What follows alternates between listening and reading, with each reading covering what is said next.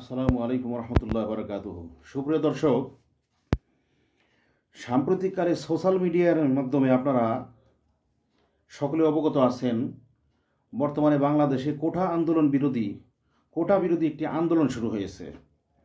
বাংলাদেশের সমস্ত ছাত্র সমাজ, বিভিন্ন অন্যান্য এবং সমস্ত ছাত্র সমাজ রাস্তায় নেমেছে।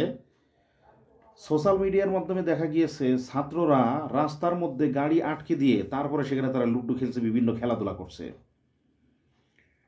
আসলে এই বিষয়ে, সংবিধানের বিষয়ে, তারপরে আইনের বিষয়ে, এগুলো যারা বিশেষজ্ঞ তাদেরই কথা বলা সাজে, তাদেরই কথা বলা মানায়। আমাদের আসলে এই সমস্ত বিষয় না, এগুলো আমাদের আলোচ্য বিষয় না। তো আজকে আপনাদের সম্মুখে যে সমস্ত দেশের মধ্যে যারা সংবিধান বিশেষজ্ঞ, যারা আইন বিশেষজ্ঞ, তারা নানা মত প্রকাশ করছেন, সেই সমস্ত কথাগুলি শুধু আপনাদের সম্মুখে আমি তুলে ধরার চেষ্টা করবো ইনশাল্লাহ।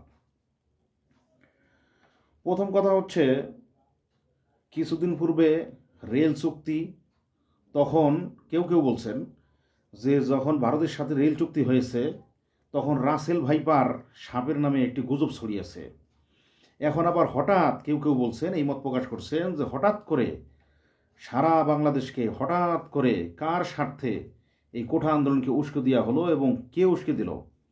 কেউ আবার বিপি নূরের ব্যাপারেও কেউ মত প্রকাশ করে থাকেন। এটা আমার কোনো ব্যক্তিগত মত নয়।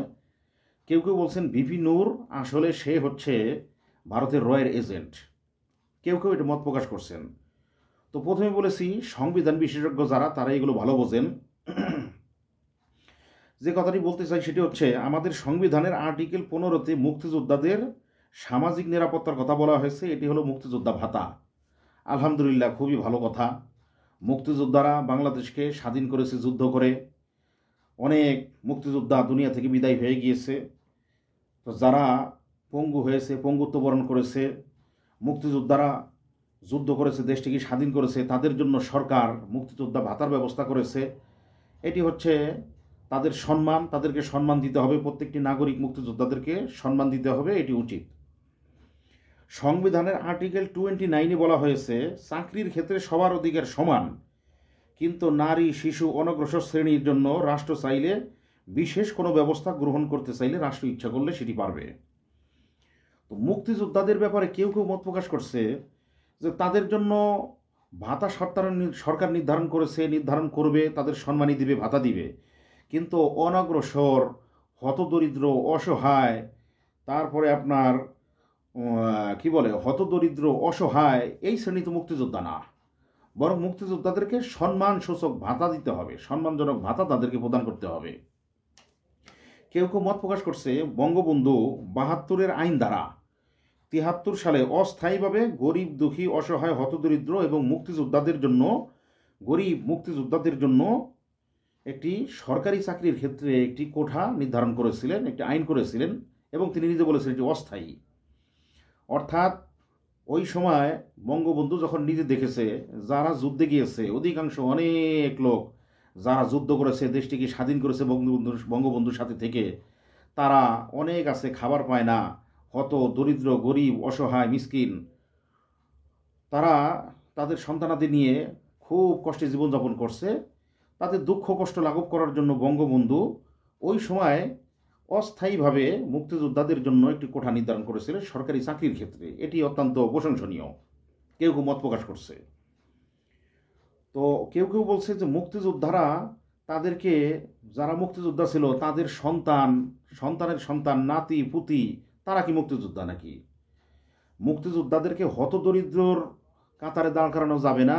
কেউ মত প্রকাশ করছেন, যদি তাই হয় তাহলে তারা যদি অসহায় হয়, অনগ্রসর হয়, তাহলে বঙ্গবন্ধুর পরিবার, তারাও তো মুক্তিযোদ্ধার পরিবার, তারা কি দরিদ্র, অসহায়, তারা কি অনগ্রসর? কেউ বলছেন যে শহীদ জিয়াউর রহমান, তার যে সন্তানাদি, তার যে পরিবার পরিজন, তারাও কি দরিদ্র, অসহায়, পরমুখাপেক্ষী তারা? এমন মতও কেউ ব্যক্ত করছেন। এক্ষেত্রে মূল বিষয়টি, কেউ মত প্রকাশ করছেন আসলে মুক্তিযোদ্ধা, তাদেরকে ভাতা সরকার নির্ধারণ করেছে, এটি খুব প্রশংসনীয়। কিন্তু কেউ বলছে যেটি জরুরি কথা, যে হঠাৎ করে ভারতের সাথে রেল চুক্তি হলো, তখন রাসেল ভাইপার নামক এক সাপের গুজব ছড়িয়ে দিল কারা? 2 নম্বর, এখন আবার নতুন করে মুক্তিযোদ্ধা আপনার কোঠা বিরোধী আন্দোলনকে উস্কে দিয়ে সারা বাংলাদেশকে উত্তল করল কারা, এবং এর মধ্যে ফায়দা কারা আসলে ঘোলাপানিতে মাছ শিকার করছে, কেউ কেউ এর মত প্রকাশ করছে। এগুলো আসলে খুবই চিন্তার বিষয়। আমার কোনো মত না। যারা সংবিধান বিশেষজ্ঞ, যারা 30 বছর ঢাকা বিশ্ববিদ্যালয়ে আইন নিয়ে লেখাপড়া করান, যারা এগুলো নিয়ে স্টাডি করেন, তারা এই সমস্ত মত প্রকাশ করছে। তো এই বিষয়গুলো খুবই অত্যন্ত জরুরি।